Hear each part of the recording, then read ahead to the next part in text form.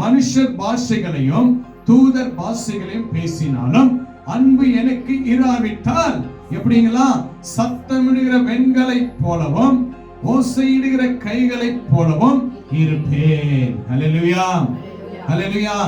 இன்னைக்கு சத்தம் தட்டுதுமே, அந்த சத்தம் என்ன ஆயிடுதுங்க, போயிடுதுங்க. நிக்குதுங்களா? சத்தம் கேட்டுட்டே இருக்குதுங்களா? கிடையாதுங்க. அப்படி எப்படிப்பட்டது என்றால் அந்த அன்பு அங்க ஒப்புடுறாரு.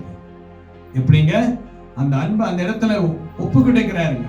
அன்பு என்பது வெறுமையா இருக்க கூடாதுங்க. அன்பு என்பது நிலையாய் நிலைத்திருக்கணும். ஒரு அன்பு, ஒரு குடும்பத்துடைய அன்பு, கணவன் மனைவியுடைய அன்பு, சகோதர சகோதரிகளுடைய அன்பு, உறவின் அன்பு நிலைத்திருக்க வேண்டும். பொய்யான அன்பு நமக்குள்ள காணப்படக்கூடாது. பொய்யான அன்பு காணப்படக்கூடாதுங்க. நம்ம கிறிஸ்துவுடைய பிள்ளைங்க, கிறிஸ்து எப்படி உண்மை உள்ள அன்பாய் நமக்குள்ள இருக்கிறாரோ அதே போல நம்மளும் அன்பாய் இருக்க வேண்டும். ஐயா, நான் எப்படி அன்பா இருக்க வேண்டியது?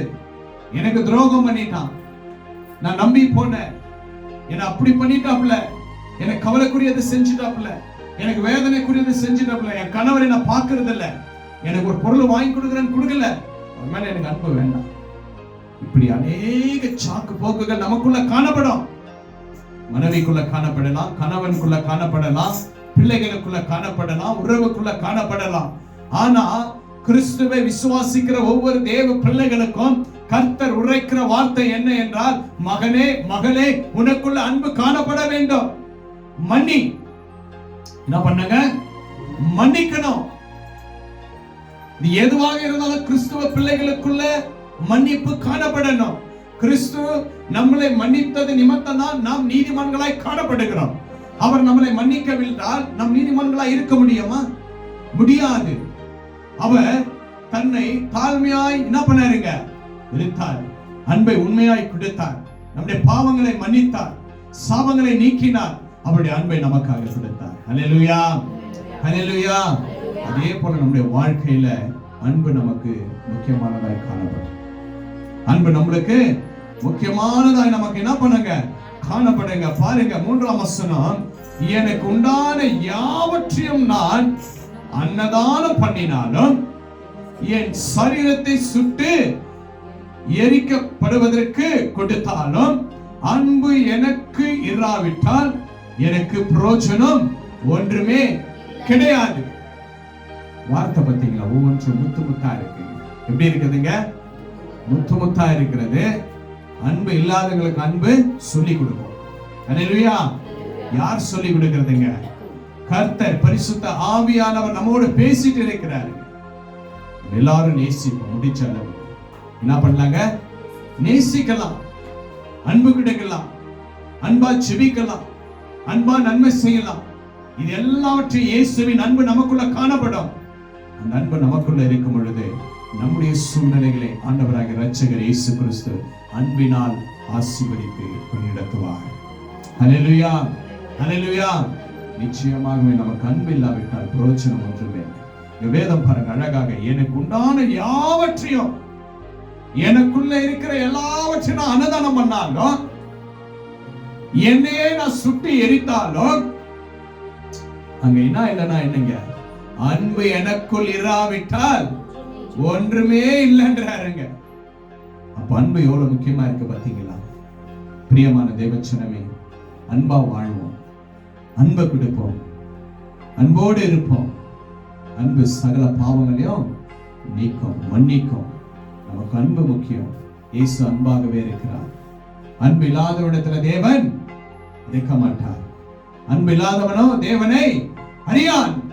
தேவன் அன்பாகவே இருக்கிறார் என்று வேதத்துல நம்ம வாசிக்கிறோம். அவர் தேவன் அன்பா இருக்கிற இடத்துல தேவ பிள்ளைகளை எப்படி இருக்கணுங்க? அன்பா இருக்கணும். ஹல்லேலூயா. ஒரு குடும்பத்துல பாருங்க, ஒரு தாய் தகப்பன் பிள்ளைங்க இருக்கிற இடத்துல ஒரு தாய் பிள்ளைக்கு நல்ல அன்பு கொடுப்பாங்க. என்ன பண்ணுவாங்க? அன்பு கொடுப்பாங்க. ஏன்னா என்னுடைய மகன், என்னுடைய மகன் அப்படி என்று சொல்லி தன் உள்ளத்துல ஆழத்துல இருந்து ஒரு தாய் தகப்பன் பிள்ளைகளை நேசிப்பாங்க. பாருங்க, அன்பு சாதாரண ஒரு பறவைகளுக்கும் இருக்கு, மிருகங்களுக்கும் அன்பு இருக்கு. மனுஷருக்கு என்ன இல்ல? அன்பு இல்ல. அந்த மிருகங்களுக்கு காட்டுற அந்த அன்பு கூட மனுஷர்கிட்ட காண முடியறது இல்ல.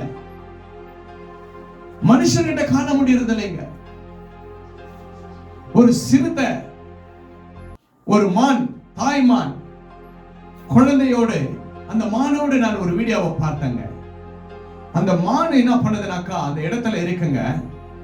சிறுத்தை அந்த குட்டி மான் என்ன பண்ணதுன்னா தன் தாயரை விட்டு தூரமா இருக்கும் பொழுது அந்த மானை பிடிப்பதற்காக சிறுத்தை வேகமாய் பாய்ந்து வருகிறதுங்க.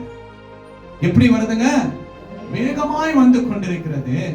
தன் தாய் பார்க்கறாங்க, என் பிள்ளைய 100% அந்த சிறுத்தை பிடிக்கக்கூடிய சூழ்நிலை இருக்குது. என்ன இருக்குதுங்க? சூழ்நிலை இருக்கு. ஏன்னா அந்த மானுக்கு தெரியுது, என் பிள்ளைனால ஓட முடியாது, அது சிறு குழந்தையா இருக்கு, அது நிச்சயமா அந்த சிறுத்தைக்கு இரையா ஆகும் என்று சொல்லி தன்னுடைய பிள்ளையை பார்த்து தன் அன்பை எப்படி வெளிப்படுத்துது தெரியுமா? அந்த மான் சிறுத்தை தன்னுடைய பிள்ளையை நோக்கி கொண்டு வரும் பொழுது அந்த தாய்மான் அந்த சிறுத்தை வருகிற அந்த வேகத்தை திசை திருப்பி, நீ என் பிள்ளையை விட்டுடு, நான் உனக்கு இரையாகிறேன் என்று சொல்லி தன்னுடைய கண்களுக்கு தாயுடைய மான் போய் நிக்குது. என்ன பண்ணுதுங்க? தாயுடைய மான் நிக்குது. அப்ப அந்த சத்தத்தை கேட்டவுடன் குட்டிமான் தூரமாய் ஓடுகிறது. இந்த மான் எனக்கு பெரிய இறைச்சை கிடைச்சிச்சுன்னு சொல்லிட்டு இந்த சிறுத்தை பெரிய மானை நோக்கி ஓடுகிறது. இது என்னதுங்க? அன்பு. என்னதுங்க? அன்பு. ஒரு பிராணிக்கு இந்த அன்பு இருக்குதுன்னா 6 அறிவு கொடுத்த இயேசு கிறிஸ்து நமக்கு எவ்வளவு அன்பா இருக்கணும். அதிக அன்பு காணப்படணும்.